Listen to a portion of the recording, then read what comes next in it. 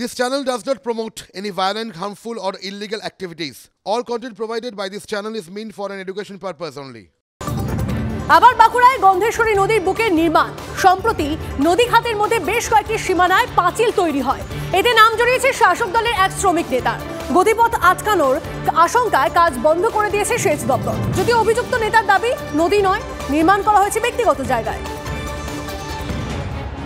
গন্ধেশ্বরী শহরের একপাশ দিয়ে বয়ে গেছে এই নদী।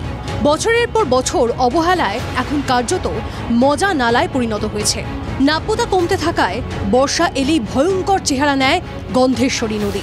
বেশ কিছুদিন হলো নদীর বুকে শুরু হয়েছে একাধিক নির্মাণ কাজ, আর তা ঘিরেই বিতর্ক।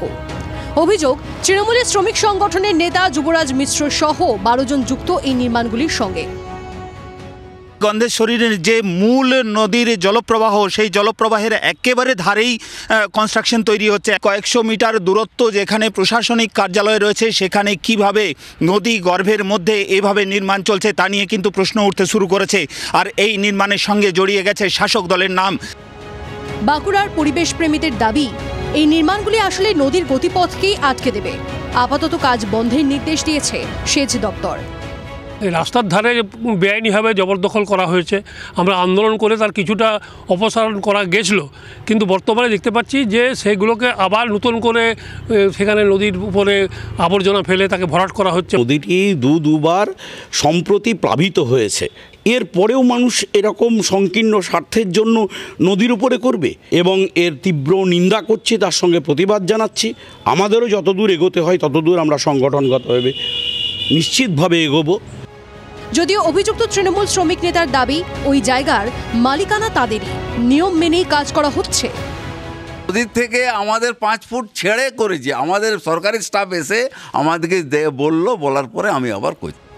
বেআইনি নির্মাণে নাম জড়িয়েছে দলের শ্রমিক সংগঠনের নেতার। তৃণমূল পরিচালিত বাঁকুড়া পুরসভার দাবি, অভিযুক্ত যে দলই করুন না কেন আইন মাফিক ব্যবস্থা নেওয়া হবে। ইরিগেশনকে জানিয়েছিলাম, তারপরে আমাদের পুরসভার থেকে ইঞ্জিনিয়ার গিয়ে সে কাজটা বন্ধও করে দিয়ে এসছে।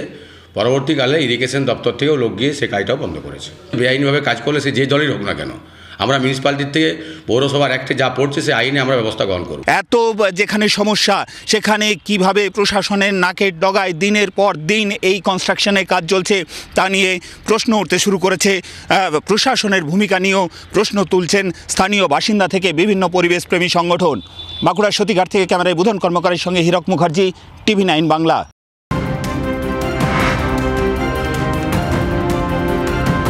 এদিকে মুখ্যমন্ত্রীর স্বপ্নের আগে বিপুল বিস্ফোরক উদ্ধার পূর্ব মেদিনীপুরের ভূপতিনগরে। মিলেছে 17 কেজি বিস্ফোরক, তাছাড়াও কয়েক বস্তা বোমা তৈরির সরঞ্জাম উদ্ধার হয়েছে।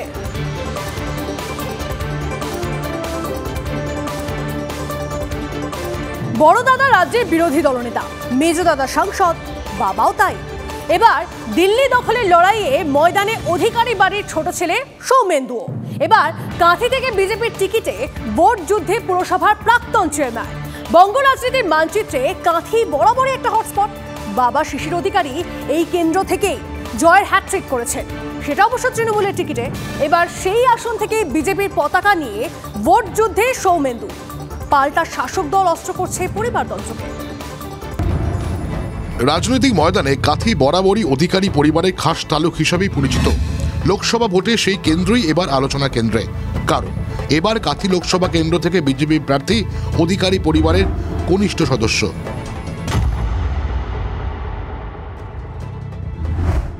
2009 সাল থেকে কাঁথি লোকসভা কেন্দ্রে একচেটিয়া আধিপত্য দেখিয়ে এসেছে তৃণমূল কংগ্রেস।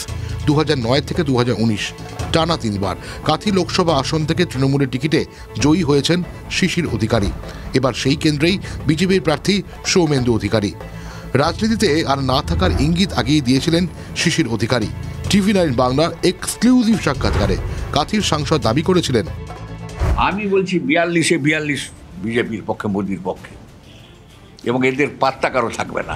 42-এ 42 বিজেপির দখলে যাবে কিনা সেটা সময় বলবে। তবে এবার শিশির অধিকারীর ছোট ছেলে লোকসভা ভোটের ময়দানে কাঁথি বিজেপি প্রার্থী হয়ে সৌমেন্দু অধিকারীর বার্তা। এখানে আমরা দল হিসেবে লড়াই করছি এবং এই দল হিসেবে লড়াই করে আমরা সকলে মিলে কাঁধে কাঁধ মিলিয়ে কার্যকর্তারা এই জয় আমরা ছিনিয়ে আনি।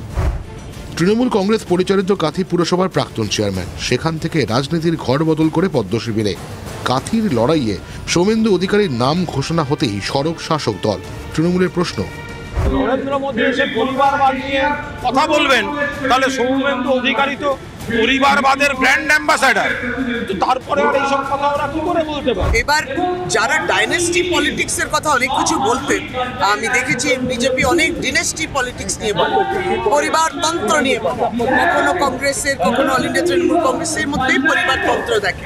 এবার কি তন্ত্র দেখছে কিংবা কি তন্ত্রকে এস্টাবলিশ করে পরিবারবাদ নিয়ে যখন খোঁচা দিচ্ছে শাসক দল, তখন পাল্টা জবাবে বিজেপি শিবির বলছে, যে পরিবারের লোকেরা রাজনীতি করে আসে, তারা ওখানে প্রতিষ্ঠিত রাজনীতিবিদ, মানুষ তাদের চায়, তো তাদেরকে দিতে হবে। তারা আমাদের পার্টিতে আসার আগের থেকে ওখানে প্রতিষ্ঠিত রাজনীতিবিদ, তাদের একটা বেস আছে, সমর্থন আছে, তো তারা দিলে জিতবে। আমরা কোনো নতুন পরিবারতন্ত্র তৈরি করি না।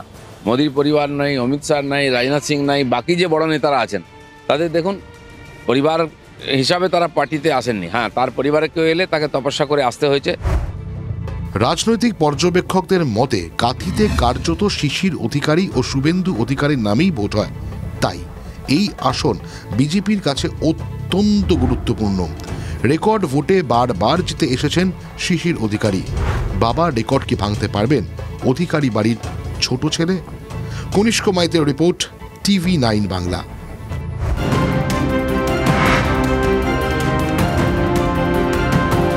দাবি রেখেছি এবং সেটা করার জন্য প্রথম যেটা দরকার সেটা হচ্ছে মানুষ তখনই নির্ভয়ে ভোট দিতে পারবেন, নিজের ভোট নিজে দিতে আসবেন, যখন কেন্দ্রীয় বাহিনী এবং নির্বাচন করাতে আসা পর্যবেক্ষকরা নিরপেক্ষভাবে কোনো রকম লোভ লালসার শিকার না হয়ে কাজ করবেন, তখনই সেটা সম্ভব হবে।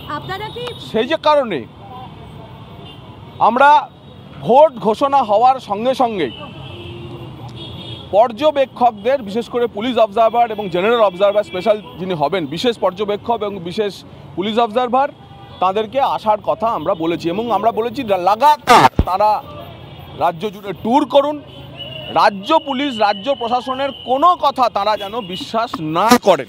তারা নিজস্ব সূত্র, কেন্দ্রীয় গোয়েন্দা বাহিনীর সূত্র এবং বিরোধী দলের যে বিভিন্ন ইনপুট, সেই ইনপুটের উপর তারা যেন কাজ করেন এবং নিজেরা সিদ্ধান্ত নেন। প্রতিবার সাধারণত আমরা দেখেছি যে একজন বিশেষ অবজারভার এবং একজন বিশেষ পুলিশ অবজারভার আসে। আমরা বলেছি যে কোনো প্রাক্তন মুখ্য সচিব অথবা কোনো প্রাক্তন ডিজিকে, যিনি স্বনামে খ্যাত, এমন কোনো কাউকে এখানে বিশেষ অবজারভার এবং বিশেষ পুলিশ অবজারভার হিসাবে আনা হোক। অনেকেই বিশ্বাস করেন যে এখানে যে সিইও অফিস রয়েছে, সেই সিইও অফিস তৃণমূলেরই শাখা অফিস হিসেবে কাজ করে। আমরা এটাও বলেছি যে এই সিইও অফিসে দীর্ঘদিন ধরে যারা কাজ করছেন, 5 বছর 10 বছর ধরে কাজ করছেন এবং যারা শাসক দলের ডাক হরকরার কাজ করেন, তাদেরকে এখান থেকে সরাতে হবে। একই সঙ্গে বিশেষ অবজারভার এবং পুলিশ অবজারভারের সঙ্গে তাদের সহযোগিতা করার জন্য অন্তত 5 জন, তাকে সহযোগিতা করার জন্য 5 জন আরও আইজি স্তরের অফিসারকে বিশেষ অবজারভার, বিশেষ পুলিশ অবজারভার এবং বিশেষ অবজারভার হিসেবে নিয়োগের জন্য আমরা